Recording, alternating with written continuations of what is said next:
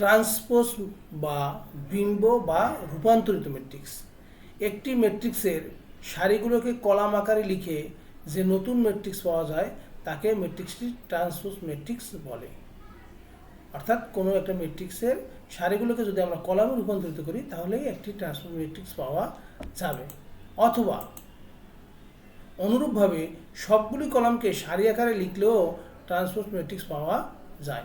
তাহলে আমরা transpose matrix সংজ্ঞা কী বলবো?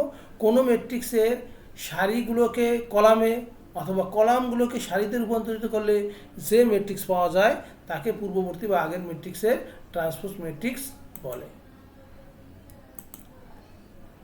এ যদি আমাদের ট্রান্সপোজ ম্যাট্রিক্স হয় তাহলে এ এর পাওয়ার ক্যাপিটাল টি অথবা এ এর পাওয়ার স্মল টি অথবা এ প্রাইম দ্বারা ট্রান্সপোজ ম্যাট্রিক্স সূচিত করা হয়।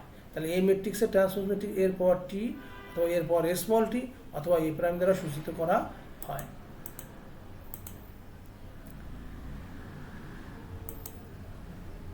এ একটা ম্যাট্রিক্স আছে, সারিতে আছে, প্রথম সারিতে আছে 1 2 3 4, দ্বিতীয় সারিতে আছে এ বি এক্স ওয়াই। আমরা ট্রান্সপোজ করে দেখো, প্রথম সারি এখানে কলাম হয়ে গেছে 1 2 3 4, দ্বিতীয় সারি এ বি এক্স ওয়াই, এখানে কলাম হয়ে গেছে এ বি এক্স ওয়াই। তাহলে এই ম্যাট্রিক্সের ট্রান্সপোজ ম্যাট্রিক্স হলো এইটা।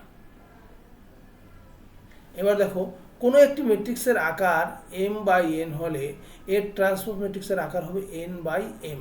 আমরা দেখি এটা ঠিক আছে কিনা। আমাদের প্রথম ম্যাট্রিক্সের আকার কত? দুইটা সারি আছে, চারটা কলাম আছে। তাহলে এই ম্যাট্রিক্সের আকার কত? 2/4। আমরা যে ট্রান্সপোজ ম্যাট্রিক্স করে যে কলামটা পেলাম তার সারি হয়ে গেছে কত? 4টা। কলাম হয়েছে কয়টা?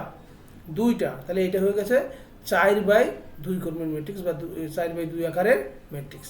তাহলে ট্রান্সপোজ ম্যাট্রিক্সের যদি কোনো ম্যাট্রিক্সকে ট্রান্সপোজ করি তাহলে তার আকার যেটা থাকবে ঠিক তার বিপরীত আকারে এটা পাওয়া যাবে। যেমন কোনো একটা ম্যাট্রিক্সের আকার m বাই n হলে ট্রান্সপোজ ম্যাট্রিক্সের আকার হবে n বাই m। ট্রান্সপোজ ম্যাট্রিক্সের আমরা কি নাম বলছি? ট্রান্সপোজ ম্যাট্রিক্স, বিম্ব ম্যাট্রিক্স অথবা রূপান্তরিত ম্যাট্রিক্স। এই ট্রান্সপোজ ম্যাট্রিক্স বা বিম্ব ম্যাট্রিক্সের কিছু বৈশিষ্ট্য বা গুণাবলী আছে। যেমন 1 নম্বরে বলছি, যে কোনো এ ম্যাট্রিক্সের বিম্ব ম্যাট্রিক্স বা ট্রান্সপোজ ম্যাট্রিক্স এ প্রাইম হলে এটাকে যদি আবার ট্রান্সপোজ করা হয়, দেখো এ প্রাইম তার উপরে আবার প্রাইম, অর্থাৎ কোনো একটা ম্যাট্রিক্সকে ট্রান্সপোজ করার পরে পুনরায় আবার যদি তাকে ট্রান্সপোজ করা হয় তাহলে পূর্ববর্তী ম্যাট্রিক্সটি পাওয়া যায়। এ ও বি দুইটি গ্রহণযোগ্য ম্যাট্রিক্স হলে এ প্লাস মাইনাস বি এর প্রাইম, অর্থাৎ এ ম্যাট্রিক্সের সাথে বি ম্যাট্রিক্সের যোগ অথবা এ ম্যাট্রিক্সের থেকে বি ম্যাট্রিক্স বিয়োগ করে তার যদি ট্রান্সপোজ করি সেটা আলাদাভাবে তাদের ট্রান্সপোজ হয়ে যোগ আকারে অথবা ট্রান্সপোজ হয়ে বিয়োগ আকারে পাওয়া যাবে। অর্থাৎ দুইটা ম্যাট্রিক্সের যোগফলের বা বিয়োগফলের বিম্ব তাদের বিম্বদ্বয়ের যোগফল বা বিয়োগফলের সমান হবে। এটা কিন্তু আমাদের খুব কাজে লাগে, কারণ আমাদের পরীক্ষায় সাধারণত দেখা যায় মাত্রা নির্ণয় অথবা বেশিরভাগ ক্ষেত্রেই বিম্ব ম্যাট্রিক্স বা ট্রান্সপোজ দিয়ে মাত্রা নির্ণয়ের জিনিসটা থাকে। সেক্ষেত্রে আমাদের কিন্তু এরকম প্লাস অথবা গুণ আকার এরকম দিয়ে থাকে। 3 নম্বর কি বলছে?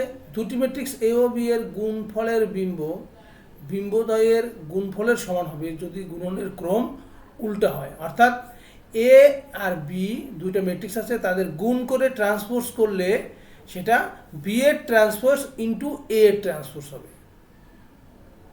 তাহলে কি দাঁড়ালো? এ আর বি এর ম্যাট্রিক্সের গুণ করে তার ট্রান্সপোজ করলে সেটা বি এর ট্রান্সপোজ ইন্টু এ এর ট্রান্সপোজ আকারে পাওয়া যাবে।